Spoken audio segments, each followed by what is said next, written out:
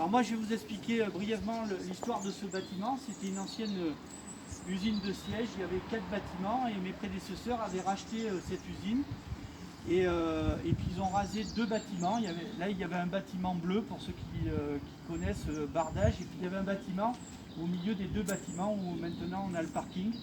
Et la première opération sur ce site, c'était la venue du petit casino.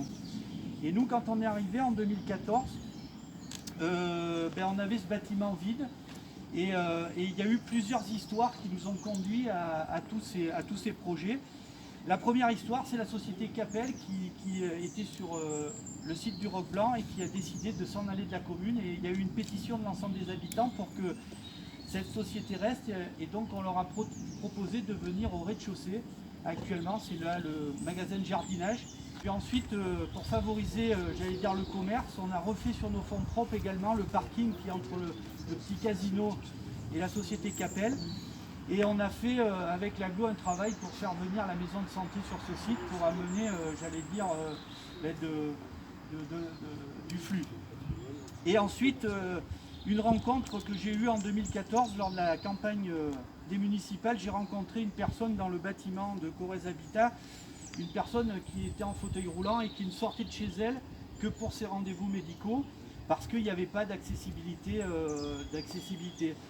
Ça nous a beaucoup touché et on s'est dit un jour, si on a la possibilité de faire des logements accessibles aux personnes à mobilité réduite, eh bien on saisira cette opportunité.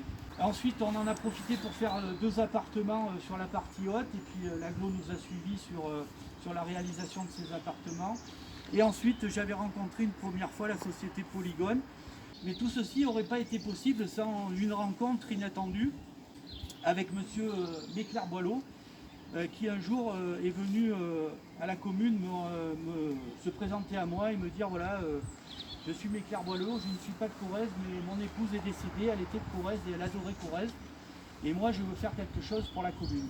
Et donc, il nous a suivis sur ce projet et il était enchanté que la société Polygone aussi, ça lui plaisait, partenaires publics-privés, tout ce melting pot et tourné vers des gens qui en avaient besoin. Et donc, il nous a suivis sur ce projet. Il est tombé malade, je lui ai envoyé les photos tout au long du projet et malheureusement, il est décédé et il n'a pas pu voir l'aboutissement de ce projet. C'est pour ça que je remercie également la société Polygone d'avoir voulu appeler cette résidence Méclair-Boileau.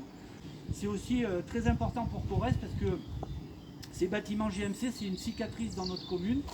Et quand on répare cette cicatrice, on s'aperçoit que voilà, il y a des choses qui s'oublient et il y a une positive attitude qui arrive. Il nous reste un bâtiment à rénover. Et donc on va poursuivre ce chemin pour qu'il n'y ait plus du tout de cicatrice des bâtiments GMC, juste un souvenir sur notre commune et puis aussi être attractif toujours pour conserver nos habitants, nos services et essayer d'en attirer le plus possible. Donc là c'est vrai que c'était ciblé sur des gens qui avaient potentiellement des difficultés et puis j'espère qu'ils seront nombreux à nous rejoindre sur ce site. Enfin, du fond du cœur, merci à tous nos partenaires historiques. Voilà, merci beaucoup. Voilà, c'est une remarquable réalisation qui a été faite grâce à la volonté des élus de terrain, qui a été accompagnée par l'État, également par le conseil départemental.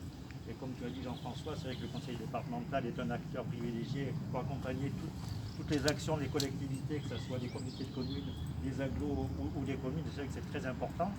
Et en plus, cette réalisation, donc le département a aidé directement la commune de Corrèze et également Polygone, sur 2 dimensions différentes, une dans le cadre de la réhabilitation des logements et la deuxième dans le cadre de l'accessibilité pour les personnes à mobilité réduite, donc c'est important. Et puis voilà, je veux tout simplement féliciter tout le monde pour cette belle réalisation.